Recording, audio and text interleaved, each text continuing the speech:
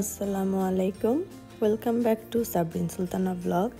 আশা করছি যে যেখান থেকে বসে ভিডিওটি দেখছেন আপনারা সবাই অনেক ভালো আছেন। আলহামদুলিল্লাহ, আমরাও অনেক ভালো আছি।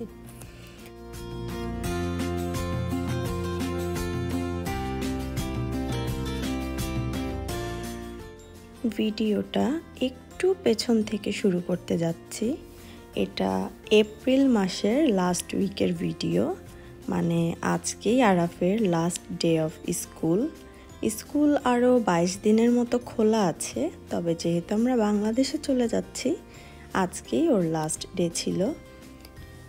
তো আরাফ আজকে এসেছে এবং ওর ফ্রেন্ডস অ্যান্ড টিচারদের সাথে বাই বলতে এসেছে। আসলে আজকে সবার সাথে দেখা করে ও চলে যাবে। আর বাংলাদেশ থেকে এসে আরাফ আসলে নতুন একটা স্কুলে যাবে, সো এই স্কুলেও আরও আসবে না, আজকেই ওর লাস্ট ডে।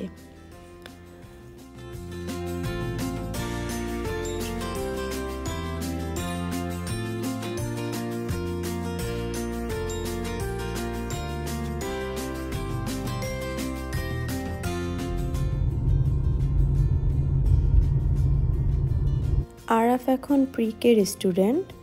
তো সামার ভ্যাকেশন স্টার্ট হতে এখনও 22 দিন বাকি আছে। 22 দিন পরে ওদের একটা গ্র্যাজুয়েশন সেরেমনি হবে, তারপর স্কুল অফ হয়ে যাবে 3 মাসের জন্য। এরপর আবার ও কিন্ডারগার্টেনে যাবে। তো আনফর্চুনেটলি ও এবার সেই সেরেমনি অ্যাটেন্ড করতে পারছে না, কারণ আমরা দেশে চলে যাচ্ছি। আর নেক্সট ও কিন্ডারগার্টেনে একটা এলিমেন্টারি স্কুলে যাবে, যেটা আমার বাসা থেকে একদম কাছে। এই স্কুলটা অনেক দূরে ছিল। তো যাই হোক, আরাফকে এখন ড্রপ করে আমি বাসায় চলে যাচ্ছি।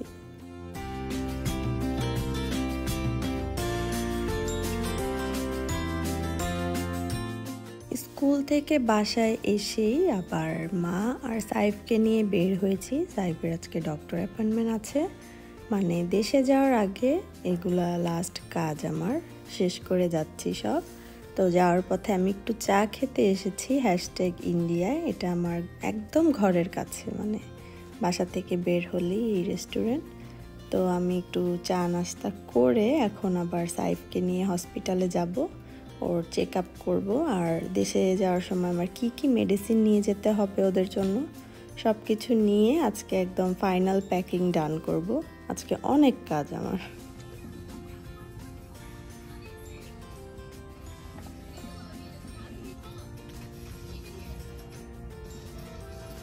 সাইফের ডক্টর দেখানো শেষ। এখন বাসায় যাবার পথে আমি ফার্মেসি থেকে ওর মেডিসিনগুলো পিক করে দেন বাসায় যাব। আজকেই আমাদের লাগেজ গোছানো কমপ্লিট করতে হবে, কারণ আগামীকালই আমাদের ফ্লাইট।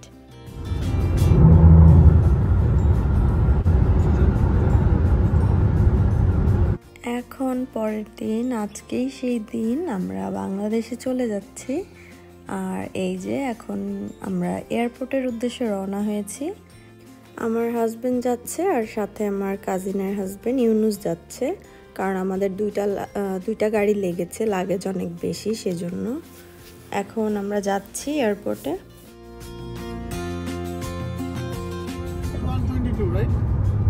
না, B1 থেকে D22। আচ্ছা ঠিক আছে, তুমি ওই সাইডেই দাঁড়ায় আছো, রাইট? আমি আর কি মাল নামাইতেছি রাইট সাইডে। আচ্ছা তুমি ওয়েট করো, পারলে আমি হ্যাঁ।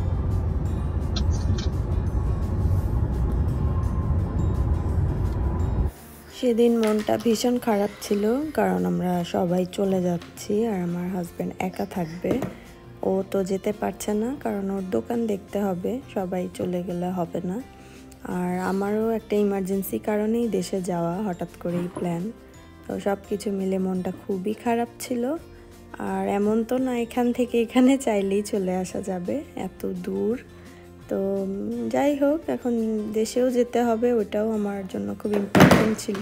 তা না হলে এখন দেশে যাওয়ার কোনো প্ল্যানই ছিল না।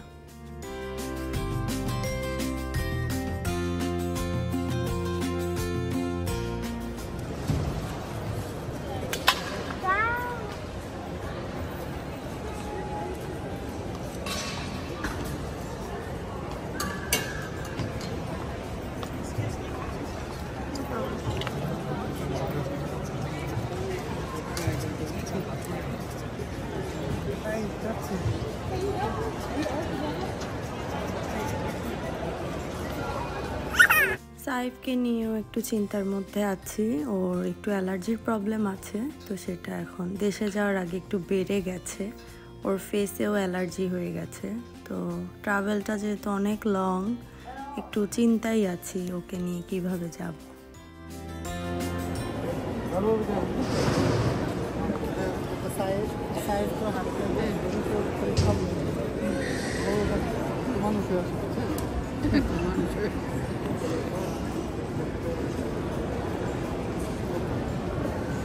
এখন বিদায় শেষ করে আমরা চলে এসেছি, ওয়েট করছি একটু পরে প্লেনে উঠব। এই যে আমরা প্লেনে উঠেও গেছি, প্লেন ছেড়েও দিয়েছে। তো সবচেয়ে মজার বিষয় হচ্ছে আরাফ এবার খুবই এক্সাইটেড, কারণ ও সব কিছু এখন বুঝতে পারে। ও 1 বছর বয়সেও বাংলাদেশে গিয়েছে, বাট সেটা ওর মেমোরিতে নেই। এখন ও মানে প্লেনে উঠেছে, একটু পরে ও ফ্লাই করবে, ও সব কিছু বুঝতে পারছে। ইভেন ও তাকিয়ে তাকিয়ে দেখছে কিভাবে প্লেনটা এখন ফ্লাই করবে। ও খুবই এক্সাইটেড, আমাকে বারবার টানাটানি করছিল, উইন্ডো দিয়ে দেখাচ্ছিল বাইরে। তো ওর খুশি দেখে আমিও খুব হ্যাপি যে যাক, আমার ছেলেটা খুব আনন্দ পাচ্ছে প্লেনে উঠে। Via mobile data roaming or great value Wi-Fi and share your journey with family and friends. Become Emirates Red Magazine for brands including Apple, Creed and Modesty the Victorious.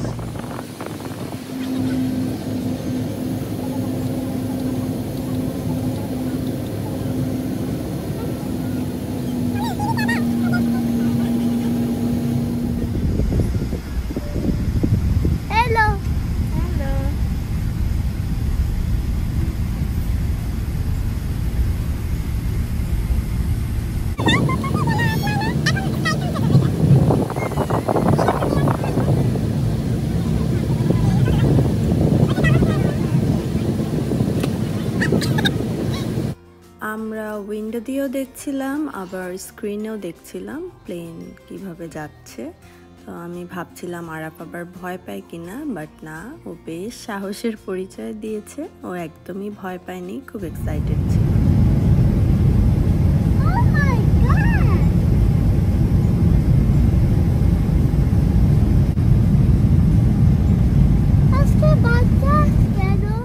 প্লেনে সবার প্রথম বাচ্চাদের খাবার সার্ভ করা হয়, এরপর বড়দের খাবার দেয়া হয়। তো সেইভাবেই আরাফের খাবারটা প্রথম এসেছে এবং সেখানে আরাফ রহমান নামটা লেখা ছিল।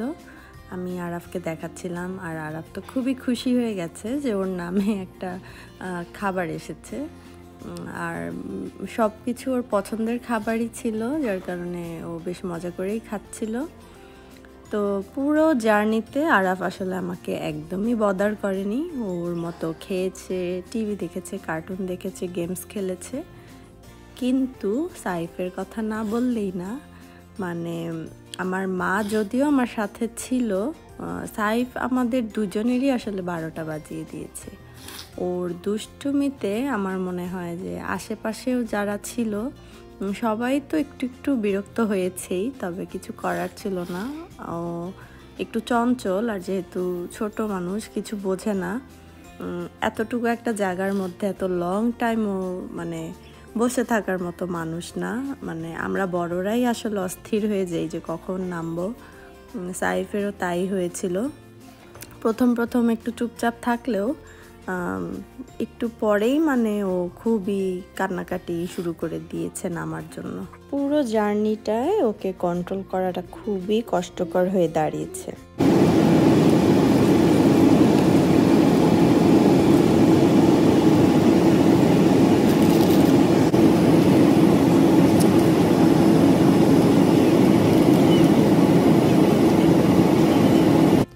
এমিরেটস এয়ারলাইন্স আমার খুবই পছন্দের। আমি এর আগে কাতার এয়ারলাইন্সেও এসেছি, তবে আমার পার্সোনালি এমিরেটসের সার্ভিস খুব ভালো লাগে। তো এখন আমার খাবার দিয়ে গেছে, আমি খাবো। আর সাইফকে মার কাছে রেখেছি। মা ছিল বলেই এতটুকু আরাম করতে পেরেছি, একটু চা খেতে পেরেছি, খাবার খেতে পেরেছি। না হলে সাইফকে নিয়ে এটা সম্ভবই ছিল না, কারণ ও যে পরিমাণ জ্বালাচ্ছিল।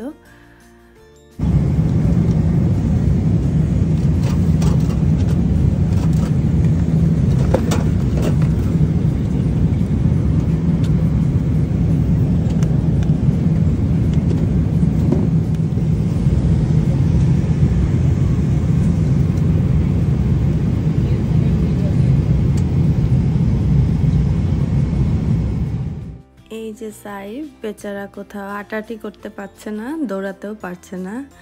আর একটা মজার বিষয় হচ্ছে আসার সময় আমার দেবর একটা ললিপপ কিনে দিয়েছে সাইফকে, যেটা খেলে ও চুপ থাকবে। কিন্তু যেটা হয়েছে এটা যতক্ষণ খাচ্ছিল তো শান্ত ছিল, বাট এরপরে যে ও এত হাইপার হয়ে গেছে, কারণ এটুকু বাচ্চা অনেক বেশি সুগার খেয়ে ফেলেছে। এরপর এতই হাইপার হয়েছে যে ওকে কন্ট্রোল করা মুশকিল হয়ে দাঁড়িয়েছিল।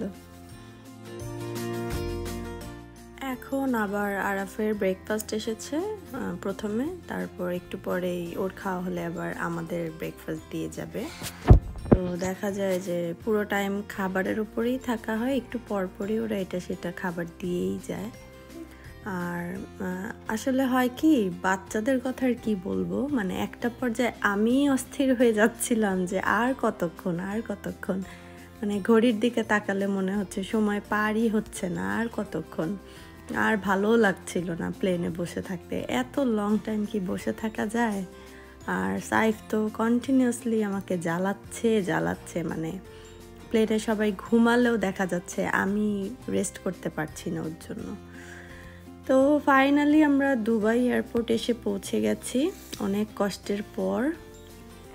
আর আমাদের সাথে আমাদের একটা আন্টিও এসেছিল, উনি হচ্ছেন তারিনাপুর আম্মু, আমাদের সাথে এসেছিল। আন্টিও আমাদেরকে অনেক হেল্প করেছে, মানে সাইফকে কেউ যখন কন্ট্রোল করতে পারছিলাম না, আন্টি ওকে নিয়ে দুবাই এয়ারপোর্টে হেঁটেছে। আন্টিকে অনেক থ্যাঙ্কস, আন্টি অনেক কষ্ট করেছে, আন্টির ট্রাভেলটাও কষ্টকর হয়ে গেছে আমাদের জন্য। যাই হোক, তো ফাইনালি দুবাই এসেছি। এখানে আমরা 4.5 ঘন্টার মতো ওয়েট করব, দেন আমরা আবার ঢাকার উদ্দেশ্যে রওনা দিব।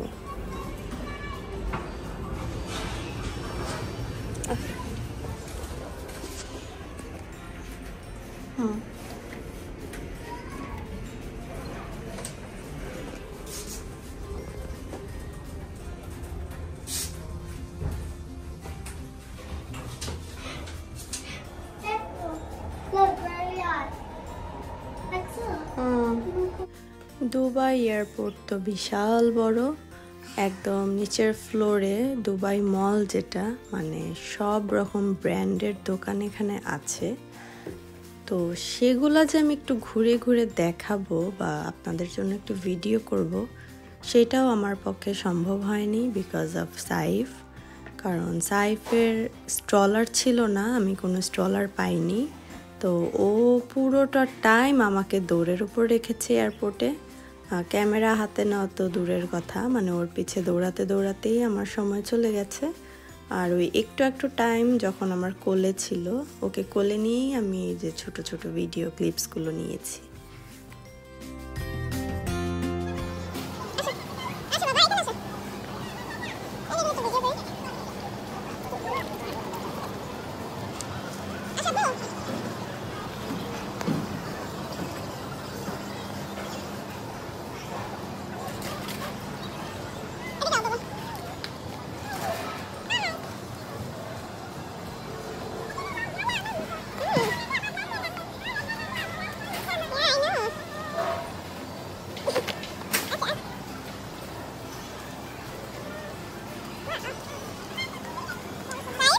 দুবাই এয়ারপোর্টে আমাকে প্রায় 5 ঘন্টার মতো ওয়েট করতে হয়েছে নেক্সট প্লেনের জন্য। তবে এই 5 ঘন্টা আমার কাছে 5 বছরের মতো লেগেছে। কারণ হচ্ছে সাইফ আমাকে এতটাই জ্বালিয়েছে, মানে আমি আর কি বলবো, যারা আমার আশেপাশে ছিল তারা দেখেছে। ও যদি একটু ঘুমিয়েও থাকতো হয়তো বা আমি ওকে কোলে নিয়ে বসে থাকতে পারতাম, বাট ও আমাকে পুরো এয়ারপোর্টে দৌড়ের উপর রেখেছে। এরপর আমার আর এনার্জি নাই ভিডিও করার, আমি দুবাই থেকে বাংলাদেশ আসার কোনো ভিডিওই আর করতে পারিনি। তো এখন এই যে দেখতে পাচ্ছেন চলে এসেছি প্রাণপ্রিয় বাংলাদেশে। এত বছর পর নিজের দেশে এসেছি, দেশের মানুষকে দেখছি, অনেক ভালো লাগছে। মানে কষ্টটা তখন সার্থক মনে হচ্ছে নিজের দেশে আসতে পেরে। এত খুশি লাগছিল যে এত বছর পর দেশে এসেছি, সব আত্মীয় স্বজনকে দেখবো, বন্ধু বান্ধব দেখবো, অনেক খুশি লাগছিল। আর আরাফও বাংলাদেশ দেখছে এবার, আগের বার তো কিছুই বুঝতে পারেনি, এবার ও বাংলাদেশকে চিনবে, দেখবে, বুঝবে। অনেক ভালো লাগছিল আমারও।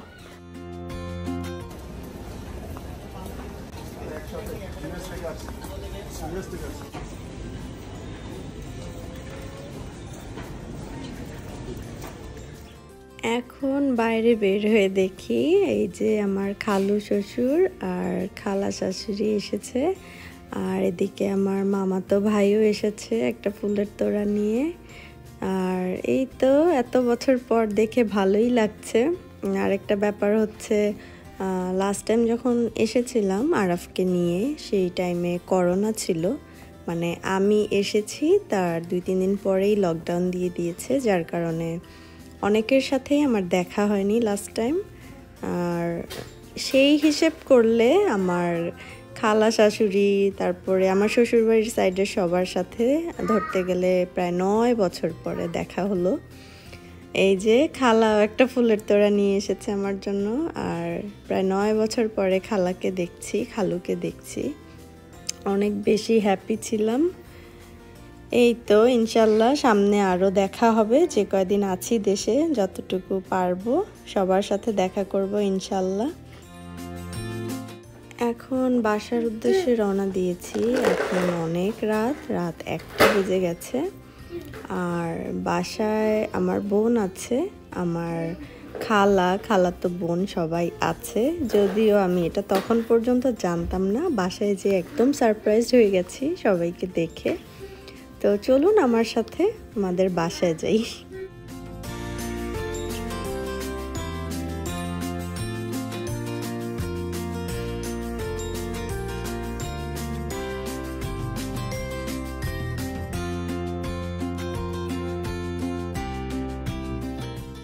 এখন আমরা বাসায় চলে এসেছি। বাসায় এসে দেখি এই অবস্থা।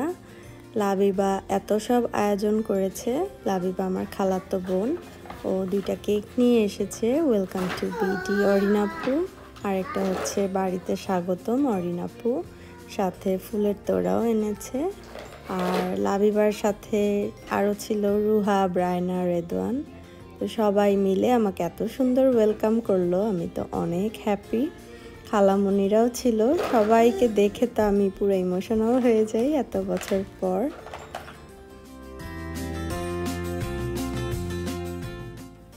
আজকে আমার ভিডিওটি এ পর্যন্তই। নেক্সটে আরও অনেক ভিডিও নিয়ে আসছি, বাংলাদেশের অনেক ভিডিও নিয়ে আসব। সেই পর্যন্ত আমার সাথেই থাকবেন।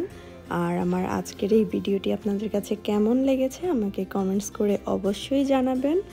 আর আমার ভিডিওটি যদি আপনাদের কাছে ভালো লেগে থাকে, প্লিজ আমার চ্যানেলটিকে সাবস্ক্রাইব করবেন এবং লাইক, শেয়ার ও কমেন্টস করে আমার পাশেই থাকবেন। ধন্যবাদ সবাইকে আমার ভিডিওটি দেখার জন্য। আল্লাহ হাফেজ।